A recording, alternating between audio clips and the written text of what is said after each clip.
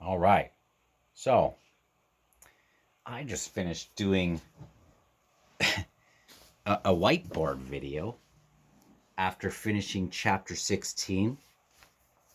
And this book has so much philosophizing in it that it's like we could get through two parts of a trilogy here, right?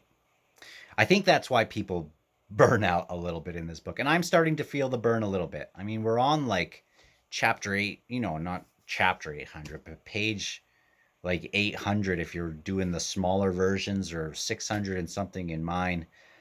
Um, we get it. We get it. Now let's get on with the show. Okay? But it's been great so far. And instead of doing this whiteboard video, I mean, I still could put it out, or do a new one for you. There's been some crazy stuff happening. We have an Edur who is the undead dragon guy. His name is Tarld Shorn or something.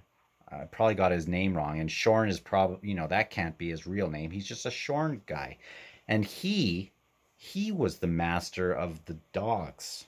He was the original owner. And I'm waiting to see if they'll remember his scent and be like, hey, it's our buddy. Or if he was just like a big jerk. Calor cried, talking about the Jagged. So that's super confusing. Um, we have this army again that he keeps, he can't even contemplate what that army of Hood's realm must look like. Uh very, very cool. This Edur guy took some of the he took Hood and no, took Karsa and Traveler's horses to like free them or whatever. More stuff happening in Dragnapur. We have the Trigal Trade Guild just tumbling along like flotsam in water in this wave, and then they get like it smashes to the ground, and then there's like a Jagged or something being like, and they look up and she's like in a tower, and maybe even people like under rocks being like, ah, like I was really confused by that very, very, very last scene. Uh, what else did we get in that stinking chapter? I don't remember. I don't remember, but it was a good one.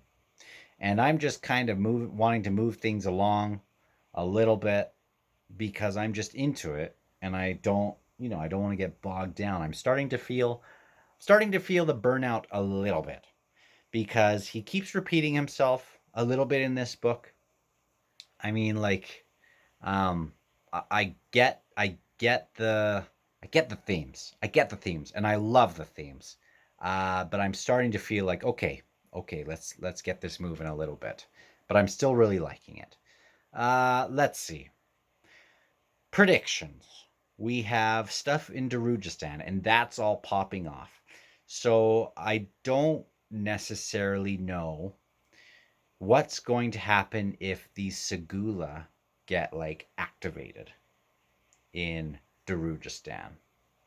Because if anything's more scary than, the assassins got their butts kicked from the bridge burners, if anyone's going to get the Segula could definitely kick the butts of the the the bridge burners that kick the butts of the assassins. You know what I mean.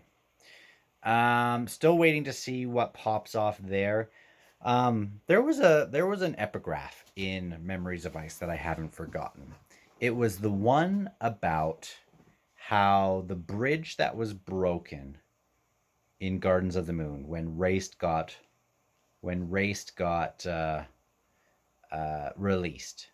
that bridge, how that bridge being broken would change the course of like everything. And so I'm still trying to figure out if we've already seen that because of the stuff that happened in, the delay that happened with Bokalane and Corbel Broach and all that stuff, or if it's something else. Um, but I've that's been ringing in my ears ever since then, and I made extra note of it in those first videos when that came up. So I'm not sure exactly what's going to happen there in Darujistan, other than what happens if this army of the dead, who usually people go from the living to the dead, and a note that the people who were followers of Treach or Trake don't go there, right? And some of these other followers don't, a lot of people don't go there. But the people who are there, there's just like countless of them. So I'm wondering what happens when they finally get like released from there, or go through one of the holes that was left from like this Trigal trade guild, which I think is hilarious. They just are like tumbling along in this water. You think they're just like this very smooth um, group, but they are just making it work, and they can do something that other people can't do, and that is amazing, but it isn't easy. And I just love their story. I wonder what's going to happen, if Mappo is going to get where he wants to go, or if that's still going to kind of carry over to the next book. I think Rake's going to die. I think Clip is probably going to be the one to do it. If I think it'll either be him. It seems like all signs of who wants to kill Rake is Clip, um, or maybe one of this other group who still doesn't really understand um, Rake. But I'm not totally sure yet either with what's happening with Spinnick. Um, what his kind of role in this end part is going to be, as well as Endist, Salan. I think I like to think, is he gonna have to like take the Dragniper? I want to know what happens with Dragniper, because I feel like Animander Rake is going to die, and if Clip gets Dragniper, I feel like that's terrible. I wonder what this dragon, when she gets unleashed, and when that's going to happen. Is it going to happen right before they get to the Redeemer? Like, she's not going to allow that to happen, I think. And if that's just going to burn up Ikovian like completely, and his role in the series is done, or who knows? Like, I don't understand that totally, but I'm on for the ride. What else? We have Karsa coming up and Traveler, and I wonder where their roads will diverge um, at some point. And it sounds like Shadow Throne and Cotillion are kind of herding them along in some ways, at least Traveler along. I want to see if Male, like Bug, shows his head over here. Probably not in this book, but Male is definitely being um, discussed. Samar Dev is sure interesting. I'm trying to think who else. Edgewalker is in the Dramatis Personae, and I think he was there in the start. I wonder what that prologue is going to be like, reading it after this whole book, especially especially the we had these two people who were dead waiting for a carriage. Were those two dead people in Hood's realm, I guess, or something, with the hounds nearby? And I'm interested still in seeing this Toll the Hounds title kind of be made more manifest, I guess, even though like Gardens of the Moon still doesn't totally make sense to me all that much. But lots going on. We have Ditch, we have Draconis.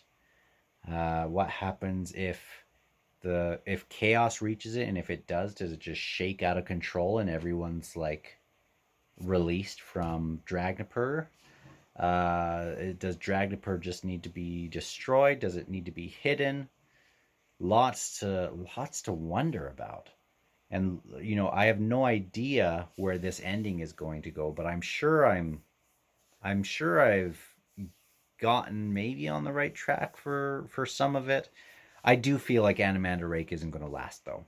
That's something that I'm quite sure of. I would be surprised if he if he lives through this.